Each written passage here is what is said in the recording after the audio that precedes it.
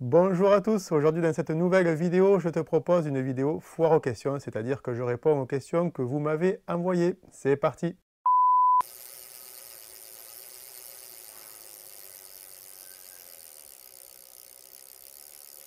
C'est l'épisode numéro 2 de la foire aux questions, puisque j'avais déjà fait une première vidéo il y a quelques temps de ça. D'ailleurs, si tu veux aller la voir, le lien s'affiche en haut de l'écran. Cette vidéo aujourd'hui sera plus courte que la fois précédente. On revoit un petit peu le format qui était un peu long, je trouve. Donc aujourd'hui, j'ai réduit le nombre de questions à 10. On commence tout de suite.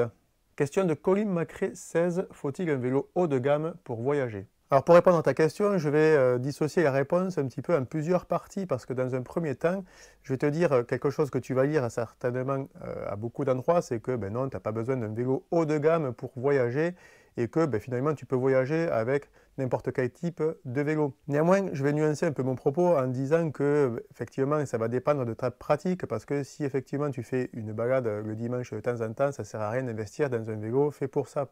Et dans ce sens-là, du coup, à peu près n'importe quel vélo pourra convenir. Mais si tu veux, par contre, voyager plus régulièrement, ou alors que tu vas te reprendre un voyage au long cours, voyager longtemps, voyager loin, là, par contre, tu vas avoir besoin quand même de matériel d'une qualité un peu meilleure, avec des composants de meilleure qualité, et du coup, qui dit qualité, dit forcément prix. Donc, forcément, si tu veux voyager longtemps et limiter le risque de pépins mécaniques et t'assurer un petit peu tes arrières, tu vas avoir besoin de mettre un petit peu le prix dans ton vélo.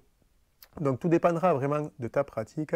Je vais te donner un exemple simple, c'est que tu vois, moi quand je voyage, j'ai mon vélo que j'ai payé un certain prix, je l'avais expliqué dans une vidéo, mais qui est adapté à ma pratique, parce que je voyage régulièrement, sans aller très loin non plus, mais j'ai quand même voulu avoir un vélo de telle sorte à ne pas tomber en panne à chaque fois, tu vois. Et l'autre exemple, c'est celui de ma compagne, Célia, qui elle ne voyage qu'une fois par an, lorsqu'on part chaque été une semaine. Donc elle, si tu veux, elle a un vélo vraiment bas de gamme, un vélo qu'on avait acheté chez GoSport ou Intersport, je ne sais plus, un vélo Nakamura qu'on avait payé même pas 300 €, qui est vraiment la base, une transmission vraiment bas de gamme. La seule chose qu'on a changé en fait sur ce vélo, c'est la selle, parce que tu sais que la selle c'est quand même important, et les pneus. On a mis des pneus Schwalbe Durano Plus pour que, pareil, là aussi on limite le risque de crevaison. Pour te dire, ce vélo, il ne dispose même pas d'œillet sur le cadre pour venir fixer un porte-bagages. Donc on a été obligé d'acheter un porte-bagages bas de gamme qui vient se fixer à la fois sur la selle et avec des haubans sur le cadre. Ça ne supporte pas un poids énorme, mais encore une fois, ça suffit largement pour son utilisation à elle, c'est-à-dire juste une semaine par an. Donc voilà, si je devais résumer ce que je viens de te dire, si tu veux juste commencer, non, ça ne sert à rien d'investir dans un vélo haut de gamme. Si tu veux vraiment aller plus loin ou voyager plus régulièrement, là par contre, je pense qu'il te faudra acheter quelque chose d'une meilleure qualité. Question numéro 2 de Jean-Marie Robiquet, 1778. Comment t'organises-tu pour la nourriture? Cuisines-tu toi-même? Quel matériel à cet effet emportes-tu? Alors Jean-Marie, je vais rien t'apprendre, mais sur une journée, tu as différents types de repas. Tu as le petit déjeuner, le déjeuner, le dîner, et j'ajouterai à ça des goûters, ou en tout cas des grignotages intermédiaires entre les repas. Alors, tout dépendra en fait de mon type de voyage. Il y a des fois où je ne prends rien du tout pour cuisiner parce que je vais manger dans une boulangerie et pas me faire manger le soir. Et quand je pars un petit peu plus longtemps, que je vais en camping par exemple ou en bivouac, là effectivement je vais prendre mon matériel pour cuisiner. Quoi qu'il en soit, d'une manière générale, si je cuisine, ça sera toujours le soir, parce que la journée, j'ai pas envie en fait de tout ressortir de mon rack-pack pour cuisiner la journée. Donc si je cuisine, ça sera pour le repas du soir, le dîner. Pour le petit déjeuner, ce que je fais, c'est que généralement, déjà en fait, il faut savoir que je déjeune jamais. Quand je pars sur des petits voyages, il y a vraiment quand je pars un peu plus longtemps où là je me force pour petit déjeuner parce que j'y arrive pas tout simplement. Mais quand je me force, ce que je fais, c'est que j'achète des céréales du type muesli, des bananes, en fait ce genre de trucs pour déjeuner. Donc pas besoin de cuisiner. Pour le repas du midi, en principe, je m'arrête dans des boulangeries. Tout simplement pour me prendre un sandwich, enfin, ce qu'il y a de dispo, une tarte, une quiche, un flan, une boisson. Voilà, ça me convient. Et par contre, ce que je trouve un peu plus important aussi, c'est ces repas intermédiaires, là, ces grignotages dont je te parle. Je me garde toujours à disposition voilà, des bananes, bien sûr, mais aussi des fruits secs. C'est des abricots secs, des cacahuètes, alors pas salées, des noix de cajou, des amandes, ce genre de trucs, parce que je trouve que finalement, ça t'amène quand même pas mal d'énergie tout au long de la journée, sans avoir à attendre les repas ou sans avoir à attendre que tu aies faim. Donc, en ce sens, c'est pas mal.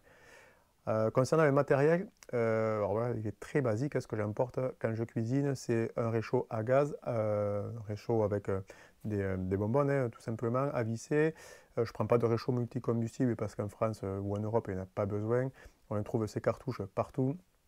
Donc le petit réchaud MSR, Pocket Rocket, qui commence à être assez âgé, puisqu'il doit avoir 15 ans maintenant, celui que j'ai, mais il fonctionne encore, tu vois, ça doit coûter dans les 40 balles, donc pas très cher. Niveau matériel ensuite, j'amène une popote. Alors là c'est pareil, tu en as pour toutes les bourses, différents budgets, parce que différents matériaux, tu vas en avoir en aluminium, je te les conseille un petit peu, tu vas en avoir en inox comme celle que j'ai, d'autres en titane, qui sont, alors là c'est le top, mais c'est beaucoup plus cher. Ensuite, donc avec cette popote, tu as bien sûr la poignée, le couvercle, et dans cette popote-là, tu vas pouvoir ranger d'autres ustensiles, comme peut-être un petit verre, par exemple un mug, si tu veux te faire des thés, des tisanes ou une soupe comme ça. Ce que j'amène aussi, moi, c'est une sorte d'assiette pliante en silicone qui peut aller sur le feu. C'est C2Sumite qui fait cette casserole-là, enfin, je ne sais pas comment on appelle ça d'ailleurs, cette assiette, voilà. En fait, elle s'aplatit pour la ranger et tu peux la déplier à différents étages pour t'en servir. Donc ça peut être pas mal pour faire cuire des pâtes parce que ça a une bonne contenance. Puis voilà, c'est assez résistant, en tout cas pour l'instant, ça résiste pas mal. Ça a aussi un couvercle qui est percé, ce qui permet de faire cuire des pâtes et de pouvoir s'en servir pour égoutter. Et ça se cantonne à ça, parce qu'après, hormis une fourchette, un couteau, mais voilà, on a tous un couteau, un opinel ou un couteau suisse qui traîne dans la sacoche. Je prends rien de particulier, hormis ça. Voilà. Question de Rémi Paumé, 9577. As-tu des nouvelles du problème de montage de tes pneus? Alors oui Rémi, déjà pour revenir un petit peu sur ce qui m'était arrivé, pour ceux qui n'étaient pas au courant, ça s'est passé en décembre, donc avec mon vélo de route, j'avais fait une sortie assez classique sur la piste Bordeaux-Lacano et au bout de 30 km sur cette piste, donc c'était un jour assez froid et se pelait pas mal, j'ai crevé. Bon, jusque-là, rien d'exceptionnel, je me pose, c'était à Somos, donc je me pose sur une table, je démonte, je change ma chambre à air, je remonte, et en fait au moment de remonter, la galère, je ne suis pas arrivé à remonter mon pneu, c'est-à-dire que j'ai remis la première tringle et au moment de remettre la seconde tringle, impossible avec les démonte-pneus, avec différentes techniques pour essayer de vraiment enclencher le pneu, la tringle au milieu du creux de la jante parce que voilà, ce sont des jantes carbone de la marque Mavic, les UST Cosmic Ultimate, je ne sais pas quoi, enfin un truc, a priori un truc pas mal mais qui s'est avéré être assez galère. Donc là, du coup, j'ai pas eu de solution sur le moment, donc j'ai dû rentrer en stop, ce qui est un peu embêtant quand tu as un vélo, surtout quand tu es dans un endroit qui est désert. Bon, j'y suis arrivé avec deux anges gardiens, un premier qui m'a transporté jusqu'à Sainte-Hélène et après un camping-car qui m'a pris jusqu'à la région bordelaise. Bon, bref, ça m'a pris une partie de l'après-midi, mais j'y suis arrivé, comme quoi on peut arriver d'ailleurs à faire du stop en vélo. Bon, ça, c'est pas le sujet. Donc quand je suis rentré à la maison, t'imagines bien que j'ai réessayé, parce que voilà, ça me rendait dingue quoi, de ne pas arriver à remonter un pneu, ça m'était jamais arrivé en 35 ans, et là je me suis retrouvé vraiment bête au bord de la route. Donc j'ai réessayé, j'y suis toujours pas arrivé, j'avais des pneus Mavic Sirium 9 au garage, donc je me suis dit que j'allais essayer avec ces nouveaux pneus, puisque ceux qui étaient montés d'origine c'était des pneus Pirelli P0 qui étaient en fin de vie, donc c'était l'occasion de les changer, avec les pneus Mavic Sirium, et pourtant ce sont des jantes carbone Mavic que j'ai. Mais là pareil, impossible de monter ces pneus et même pire, je ne suis même pas arrivé à passer la première tringle dans la jante. Donc là je me suis dit il y avait vraiment un souci. Pour te dire, je suis même allé vérifier que ce soit la bonne taille de pneu, que j'avais prise avec la bonne dimension parce que je me suis dit c'est pas possible de ne pas arriver à monter ne serait-ce que le premier côté du pneu dans la jante. Bon bref. Entre temps j'ai commandé donc de nouveaux pneus, j'ai pris des Continental GP 5000, alors, on m'a dit que c'était des super pneus pour la route, donc voilà, c'est ce que j'ai commandé, malgré quelques autres conseils qui m'avaient donné des avis contraires, notamment au niveau de la compatibilité avec mes jantes Mavic, mais bon voilà, j'ai suivi l'avis général, et quand j'ai voulu les monter, ces pneus, là c'est pareil, la première fois j'ai été confronté au même problème, j'arrivais même pas à les monter. J'ai réessayé de monter les anciens pneus, les pneus Pirelli P0. Donc ce que j'ai fait, c'est qu'un samedi, je me suis mis au soleil, il faisait 15 ou 16 degrés en début d'année, certains jours, ce qui était assez sympa malgré le fait qu'on soit en hiver. Et en étant au soleil, en fait, le pneu Pirelli P0, donc l'ancien pneu, j'ai essayé de le remonter. Et là, j'y suis arrivé sans même utiliser d'outils, rien qu'à la main, comme ça. Donc je me suis dit que c'est quand même étonnant par rapport à la dernière fois. Je vais essayer du coup avec mes pneus GP 5000. Là j'ai essayé, impossible. Impossible, pareil, il restait la tringle, elle était tendue à mort, j'arrivais pas à la rentrer. Pourtant j'avais suivi tous les conseils que vous m'avez donnés de bien insérer les tringles du pneu au fond du creux de la jante pour lui donner un peu de mou, histoire de pouvoir en avoir suffisamment et l'enclencher le pneu, mais pas possible. Donc du coup, je me suis dit que j'allais utiliser un outil qu'on m'avait conseillé, qui est celui-ci. Alors, ce n'est pas une pince pour arracher les dents, c'est une pince de la marque BBS, et en fait, ça va venir t'aider à engager la tringle dans le pneu. Alors, le jour où j'ai reçu la pince, je me suis dit que j'allais utiliser deux techniques pour essayer. Je me suis mis, donc c'était un samedi après-midi, je me suis mis en plein soleil, il faisait 15 ou 16 degrés, donc assez beau pour la saison, et j'ai laissé le pneu pendant 1 heure ou 2 au soleil et j'ai essayé de l'engager. J'ai senti qu'il était beaucoup plus malléable et ça c'est quand même le facteur déterminant, la météo, la température, parce que le fait de l'avoir laissé au soleil, ça l'a un peu ramolli, ça l'a rendu plus souple, plus maniable, donc ça m'a un peu facilité la tâche, mais malgré ça, je sentais qu'il était quand même assez résistant pour rentrer complètement. Donc j'ai utilisé cette pince, c'est pas compliqué en fait. Ça, tu viens le positionner sur ta jante d'un côté, et ça va venir en fait tirer la tringle du pneu pour finir de l'engager. Au début, j'avais un peu peur de l'utiliser parce que je me suis dit, c'est des jantes en carbone, ça va les abîmer. Et en fait, il faut faire attention, bien sûr, de prendre le pneu et ne pas frotter sur la jante, mais en fait, ça t'aide quand même vachement. Et je ne sais pas si c'est possible d'engager les pneus sans cette pince, parce que franchement, j'ai essayé à la main de toutes les manières, j'y suis jamais arrivé. Et avec cette pince, j'y suis arrivé. Juste un petit truc, donc cette pince, effectivement, je pense qu'il va falloir que je la prenne en sortie au cas où je crève. La météo, je t'en ai parlé, du coup, c'est un facteur qui est déterminant, qui est très important pour faciliter le montage des pneus. On s'est posé la question avec le Coyote qui répond souvent en commentaire de la fiabilité, on va dire, de l'exactitude des dimensions TRTO. Voilà, est-ce que ça correspond exactement à ce qui est indiqué maintenant? Est-ce que la tolérance est aussi fine que ce qu'elle était avant? Peut-être pas forcément. Quoi qu'il en soit, après coup, j'ai réessayé avec mes anciens pneus P0. J'ai essayé plusieurs fois, si tu veux, pour essayer de me dire quand même, est-ce que c'est moi qui déconne ou est-ce qu'il y a vraiment un souci?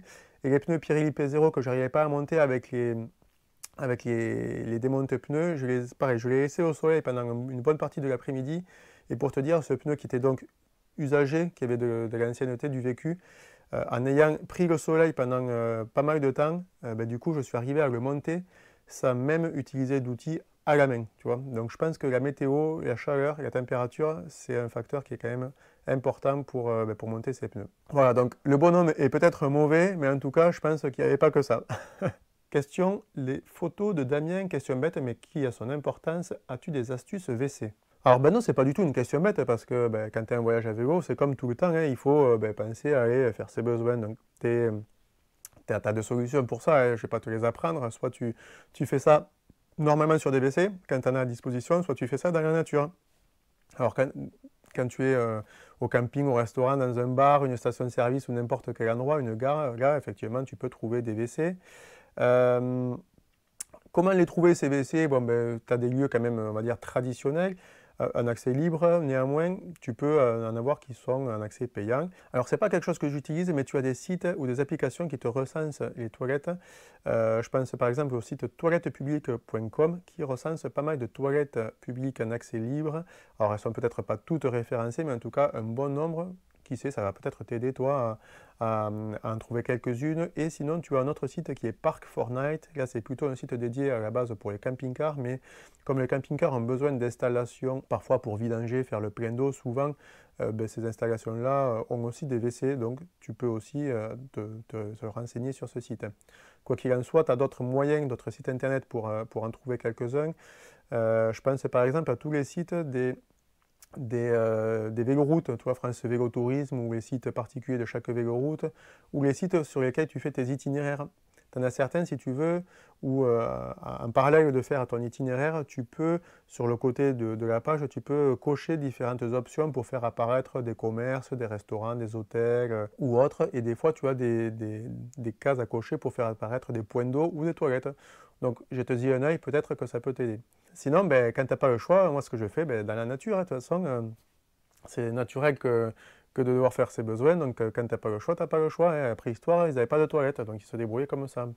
Bon, par contre, je tempérais un petit peu le propos, c'est-à-dire que je ne fais pas n'importe quoi non plus. Hein. Je ne vais pas aller chier sur un abribus, tu vois. Je vais me mettre dans la forêt, à l'abri de regards, à l'abri aussi ben, des passants, hein, parce que je trouve qu'il y a rien de plus dégueulasse que d'aller dans un endroit et puis trouver des morceaux de PQ partout. Donc je fais ça vraiment de manière assez cachée. J'essaie de ne pas me mettre à côté d'un cours d'eau, tu vois, par exemple.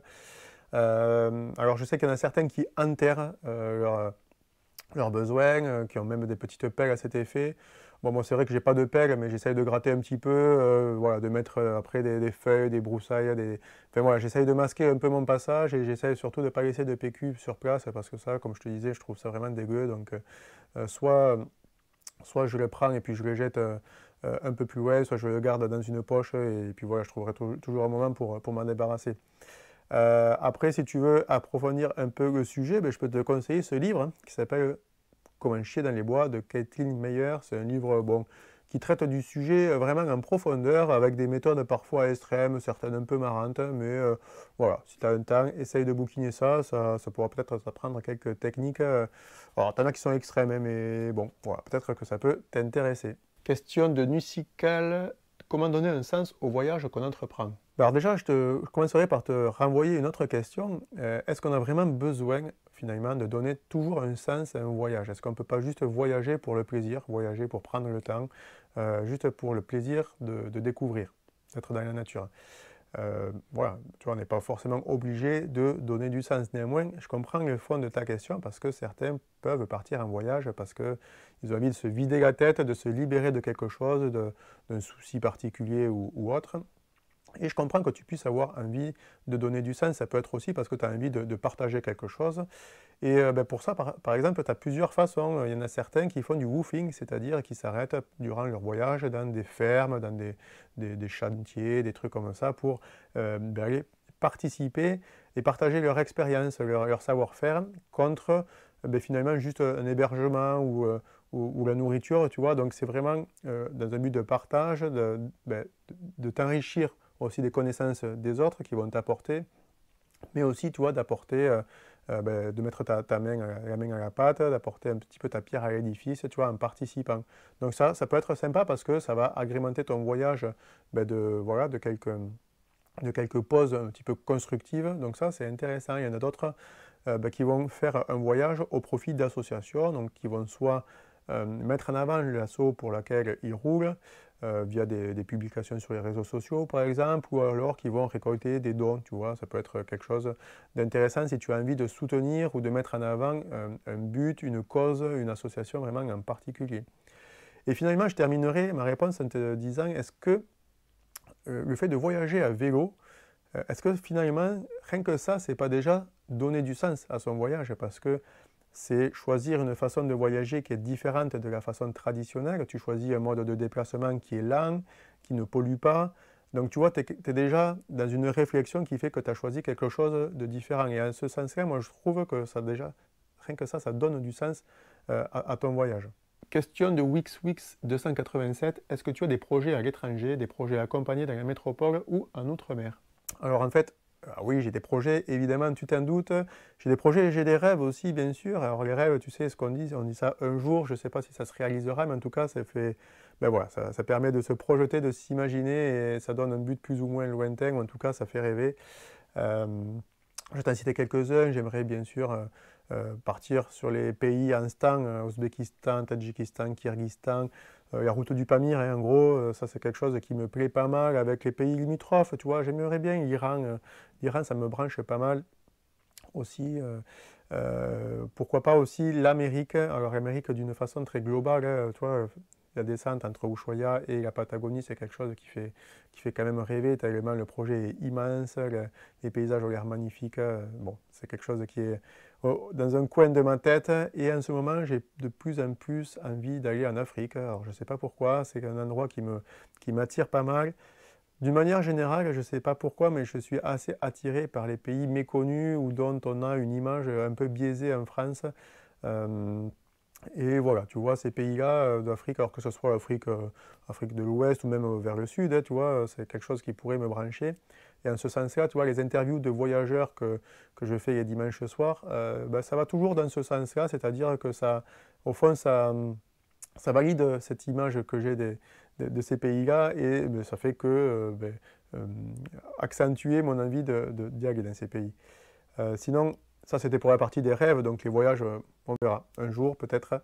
Ce qui est des projets maintenant plus concrets, ceux de 2023, il y en a évidemment. Alors je vais avoir des voyages un peu plus courts cette année, du fait que Clarisse, notre petite fille, est arrivée l'année dernière. Donc des voyages un peu plus courts, des voyages, pas mal de micro-voyages, tu vois, de 2, 3, 4 jours finalement. Je vais faire la vallée du Drô, la vallée de la Vézère, peut-être la Corrèze, la vallée de l'Île, on verra. Ça sera des petits voyages de 2, 3 jours, tu vois, donc assez courts que tu peux caser sur un week-end prolongé par exemple. Un autre voyage, je vais parcourir la Dolce Via, aussi en Ardèche. Là c'est pareil, c'est assez court, mais il paraît que c'est très joli. Cet été, évidemment, comme chaque année avec ma compagne, on va partir sur un voyage ensemble. Donc ce sera un voyage à 3 cette année, le premier. Et pour ça, on va partir en Bourgogne. On va faire le tour de Bourgogne à vélo. Alors, on va pas le faire en entier. En fait, on va le découper en deux. On va en faire la moitié cette année et la moitié l'année prochaine. Donc on aura la remorque.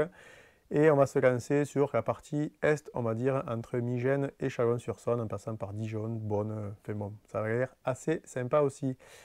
De mon côté, un voyage en solo, cette année j'en ai prévu 2, je vais parcourir, j'aimerais faire ça au début de l'été, au mois de juin, je vais faire le Tarn à vélo. Alors pas le département, mais la rivière, c'est-à-dire que je vais le parcourir de la source à la confluence, donc je partirai de Mende, je vais monter jusqu'à la source qui est en haut de la montagne et descendre ensuite jusqu'à Moissac avec la confluence, tout en passant bien sûr voilà, par des villes qui me sont un peu familières, telles que Millau, Albi, et j'en passe sur la route.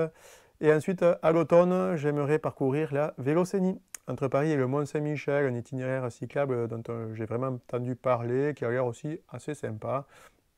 Donc, ça, tu vois, l'année, je ne sais pas si elle sera assez longue pour tout faire, mais en tout cas, c'est ce que j'aimerais bien rentrer dans cette année. Concernant les voyages en Outre-mer, pour l'instant, je n'ai pas prévu.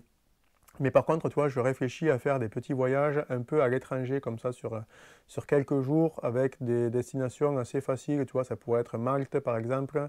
Ça pourrait être, tu vois, pourquoi pas Saint-Marin aussi, assez rapide. Faire des petits voyages, tu vois, pas très loin, mais finalement qui vont être assez dépaysants. Question de Pierre Ranieri. Est-ce que tu te demandes parfois pourquoi on s'inflige autant de peine? Ouais, c'est vrai, Pierre, je pense que ça nous est tous arrivé, d'arriver à un moment dans le voyage où tu te dis, mais putain, mais qu'est-ce que je fous ici à me faire suer sur mon vélo alors que je pourrais être tranquille, peinard, sur la plage, au bord d'un lac, en train de me dorer la pilule. Eh bien non, pourtant, tu es à vélo. Voilà, c'est souvent sur un moment où ça va moins bien, hein, forcément, tu es fatigué, tu es dans une montée infernale, il fait 35 degrés, ou au contraire, tu es sous la pluie avec un vent de face terrible, et là, ben ouais, forcément, tu te mets à cogiter, c'est pas un moment agréable, mais tu passes par là. Et d'une manière générale, tu vois, je me dis toujours que ces moments-là, il faut en faire un peu abstraction, et voilà, laisser passer l'orage, hein, dans tous les sens du terme. Tu arrives le soir à ton hébergement ou dans ta tente, tu dors une bonne nuit de sommeil et généralement le lendemain matin, voilà, on oublie, on passe à autre chose, une nouvelle journée commence. Mais ouais, je pense que ça arrive à tout le monde. Et tu vois, en répondant à ta question, il me vient forcément l'image du voyage à Amsterdam-Paris avec ma compagne où on s'est tapé une semaine de vent de face, une semaine à 80 km/h de vent dans la tronche. C'était juste horrible. Ben surtout, pour moi déjà parce que je déteste ça, on n'avançait pas. Et puis pour ma compagne qui fait pas de vélo. Et voilà, c'était nos vacances d'été. Et pendant les vacances, elle s'est retrouvée à pédaler, la pauvre, devant du vent de face comme ça. Donc c'était vraiment horrible. Elle n'en pouvait plus. Elle voulait rentrer à la maison. Et là, ouais, là c'est dur. Il faut serrer les dents. Tu te dis, mais qu'est-ce qu'on fout là, bordel? Et pour te dire, voilà, il faut que ça reste du plaisir. Là, clairement, ça n'en était pas. Donc c'est pour ça que 2 jours avant d'arriver, on a mis un terme aux souffrances. On s'est dit, allez, on prend le train, on rentre à Paris. Et finalement, c'est pas bien grave. Parce que voilà, il faut que ça reste du plaisir. Et tu vois, une petite anecdote, certains parfois me marquent en commentaire quand ils voient les voyages, ils me disent, oh là là, faut vraiment avoir du courage pour faire ce que tu fais. Et chaque fois, je me dis non, non, non, arrête, c'est pas du courage. Quand tu es sur un vélo pour pédaler pendant ton temps libre, ça, j'appelle pas ça du courage. On l'a voulu, on nous a pas forcé. Donc voilà, moi je me plains pas. C'est vrai que sur le moment, bon, j'aime bien râler, hein, forcément, ça, je te cache pas, c'est quelque chose que j'aime bien. Donc il me faut toujours, de toute façon, une raison pour râler. Donc voilà, la fatigue, la météo, les aléas, n'importe quoi, je me raccroche à ça. Et puis ben, voilà, au moins je bisque sur ça, je pense pas à autre chose en parallèle. Et à la fin de la journée, ben voilà, je fais table rase de ça et le lendemain, en principe, on passe à autre chose. Mais ouais, je pense que ça arrive à tout le monde. Question, le cyclotouriste, des changements de prévu niveau matériel? Alors non, pas vraiment. Sur mon vélo de voyage, le cyclo-randonnée, j'ai pas grand chose à changer. Alors j'ai surtout un gros entretien à y faire pour remettre un petit peu tous les composants en ordre de marche optimal. À vrai dire, tu vois, je suis assez content de ce vélo-là, il convient à ce que je fais. Si j'avais des améliorations à apporter, par contre, tu vois, ce serait peut-être au niveau du guidon, tu vois, j'ai un guidon papillon qui permet d'avoir vraiment différentes positions, mais au final, je m'aperçois que j'utilise souvent la même. Donc, je ne sais pas vraiment si c'est le guidon qui est le centre le plus adapté, mais bon, il est là, donc il ne me gêne pas, en tout cas, ce n'est pas un inconvénient. Donc, je le garde, mais je serais curieux d'en tester d'autres, tu vois, pour voir les différences. Peut-être un élément que je vais ajouter au vélo pour cet été, ça serait un porte-bagages avant. Alors j'en ai déjà un, tu me diras, porte-bagages avant, mais donc ça serait un porte-bagages sur le porte-bagages, alors qui porte pas beaucoup de charge. Je crois que c'est Racktime Evo. Enfin, je mets la référence sur la vidéo. Et à quoi il me servirait? Ça me servirait surtout à venir mettre la tente, par exemple, dessus. Pourquoi? Comme ça me permettrait en fait de ne pas prendre mon rack-pack derrière et voilà, de mettre un peu de poids sur la roue avant parce que c'est vrai que la roue arrière, elle est pas mal sollicitée et du coup, ça me permettrait du coup de la soulager. Donc ça, c'est peut-être quelque chose que j'amènerai comme amélioration. D'ailleurs, si parmi vous, il y en a qui ont ce porte-bagages à l'avant, n'hésitez pas à me marquer votre retour. Qu'est-ce que vous en pensez dans les commentaires? Peut-être que ça viendra dans la balance sur ma décision. Ensuite, il y a quelque chose, tu vois, au niveau matériel qui me trotte en tête, ça serait un jour de monter moi-même un vélo de A à Z, vraiment en choisissant tous les composants, tu vois, avec un cadre sur lit à acheter qui se fait de moins en moins, qui est difficilement trouvable, mais vraiment choisir, tu vois, tous les composants, d'une part pour connaître mon vélo sous toutes les coutures, sous toutes les pièces, savoir le monter, donc ça veut dire du coup savoir le démonter, savoir le réparer. Mais voilà, c'est vraiment quelque chose qui serait, c'est pas un projet, mais ça serait plus un rêve parce que bien sûr, c'est quelque chose qui coûte cher. Est-ce que j'en ai le besoin? Pas forcément. Et ensuite, est-ce que j'en ai la compétence surtout? Je ne suis pas certain, là non plus. Il faudrait vraiment que je me renseigne et que j'apprenne. Mais tu vois, ça peut être quand même quelque chose d'intéressant à suivre. Question de Bernard Langlade. Quel compteur me conseilles-tu, sachant que je cherche un compteur pour des randonnées pédestres dont je pourrais me servir pour mes sorties à vélo? Alors bon, je ne suis pas hyper calé, Bernard, niveau haute technologie. Voilà, j'aime bien les cartes papier, néanmoins j'ai aussi un petit compteur, je vais t'en parler. Peut-être que tu piocheras quelques infos ça et là dans ma réponse, mais peut-être que je t'apprendrai rien, on verra. Quoi qu'il en soit, ben, les compteurs, tu sais qu'il en existe de différents types. Tu as des compteurs filaires, des compteurs non filaires. Tout dépend en fait de ton besoin, de ton utilité, parce que les compteurs tout simples, où tu vas avoir juste la vitesse moyenne, le dénivelé, ça c'est quelque chose qui peut au final suffire hein, si tu en as une utilisation classique. Mais comme tu me dis que tu vas avoir une utilisation aussi en randonnée pédestre, j'imagine que tu vas avoir besoin de toute la cartographie. Alors là, ben, bien sûr, tu vas rentrer dans un autre type de GPS parce que tu vas avoir besoin de regarder en fait d'autres paramètres que sont par exemple l'autonomie. Je sais que ces compteurs-là, tu as vraiment des autonomies différentes et puis tu vas rapidement monter en prix 3, 4, 5, 600 € en fonction des versions parce que tu vas avoir des compteurs qui vont te permettre d'avoir des profils, des dénivelés, tu vas avoir des compteurs avec des fonds de carte en couleur, avec une précision plus ou moins fine, plus ou moins bonne, donc tout ça, ça va influencer sur le prix. Moi j'ai un compteur Garmin mais de base qui ne m'indique qu'une trace sous la forme d'un trait avec une flèche, c'est-à-dire que je n'ai pas de fond de carte. Ça c'est quand je fais du vélo de route, je ne le prends pas en voyage, hein. Je ne me sers pas de trace GPX en voyage parce que comme tu le sais, j'aime bien utiliser une carte papier quand je suis en voyage. Pourquoi? Parce que la carte papier me permet d'avoir une vision beaucoup plus large de la zone dans laquelle je suis. C'est-à-dire que si j'ai envie de changer de route par rapport à mon itinéraire, et bien au moins sur la carte d'un coup d'œil, je peux savoir où ça va me mener. Et puis aussi parce que avoir un compteur, c'est aussi être un peu esclave de celui-ci, dans le sens où tu vas toujours avoir le nez figé dessus, en train de regarder, il faut que j'aille à droite, il faut que j'aille à droite. Tu vois, donc ça, c'est quelque chose moi, que je ne veux pas faire en voyage à vélo. Je veux garder ma liberté de pouvoir regarder partout là où je vais. Et puis, ben, parfois de me tromper, mais ce n'est pas très grave, parce que finalement, quand on se trompe, c'est souvent là qu'on fait des découvertes assez intéressantes. Au niveau des marques, tu en as plusieurs, donc tu peux regarder bien sûr Garmin, Sigma, Brighton. Voilà, je ne vais pas rentrer plus dans les détails parce que franchement, ce n'est pas mon domaine et je préfère ne pas te répondre plus précisément plutôt que te donner des infos bidons. Voilà, puis toi qui fais de la marche à pied, peut-être que tu as aussi intérêt, je ne sais pas, regarde, tu sais, il y a des compteurs parfois qui sont couplés à des montres GPS. Donc peut-être que c'est quelque chose qui peut être utile pour avoir une utilisation à la fois en randonnée et aussi en vélo. Quoi qu'il en soit, dans ce premier semestre 2023, si tout se passe comme prévu, je devrais recevoir de la part de Sigma, qui est une marque du coup de compteur, un nouveau compteur GPS qu'ils n'ont pas encore sorti, compteur ROX 12.1. Pour l'instant, je crois qu'il n'y a que la version 11 qui existe en commerce, mais en fait, ils voudraient peut-être me l'envoyer pour que je le teste.